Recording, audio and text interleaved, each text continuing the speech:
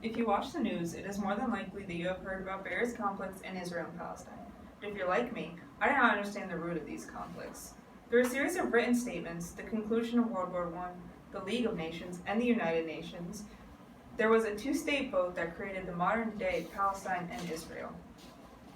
The two states were formed out of the defunct Ottoman Empire at the end of World War I by two main European powers, Great Britain and France, and the United Nations. However, the first actions that set in motion partition came from three different correspondences, starting in 1915. The first was the Hussein McMahon letters, which essentially brought the Arabs into World War I on behalf of the Allies in order to overthrow the Ottoman Empire so they could gain their independence.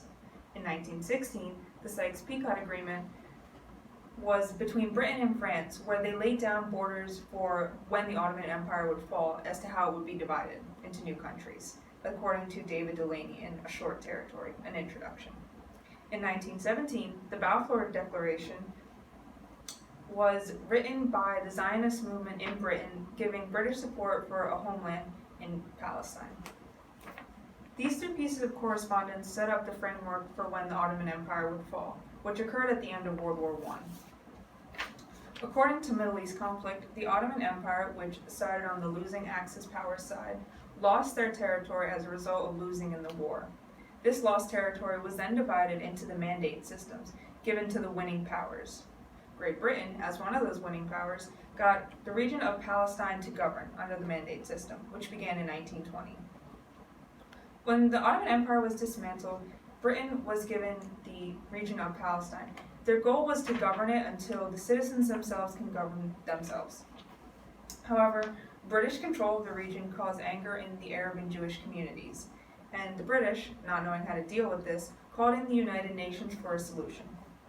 Therefore, in 1947, the United Nations created the UNSCOP Committee, as Friedman stated in From Beirut to Jerusalem. There was two plans voted on, one, a federal one-state plan, and the other, a partition two-state. No Arab member was part of the UNSCOP Committee. Therefore, only European powers and outside countries made the decision. With the vote of 33 to 13 and 10 abstentions, two states were created as a result of the vote. However, while ending the mandate system and creating two separate states solved the issues the Arabs and Jewish populations had under British rule, it's created a host of problems that still persist today. And the fall of the Ottoman Empire at the end of World War I led to non-Arab powers reshaping modern-day Palestine and Israel into two separate states. Multiple agreements, World War I, the League of Nations, and the United Nations all resulted in the two states that we know today as Palestine and Israel. These events are very important because they provide background into issues that still persist today.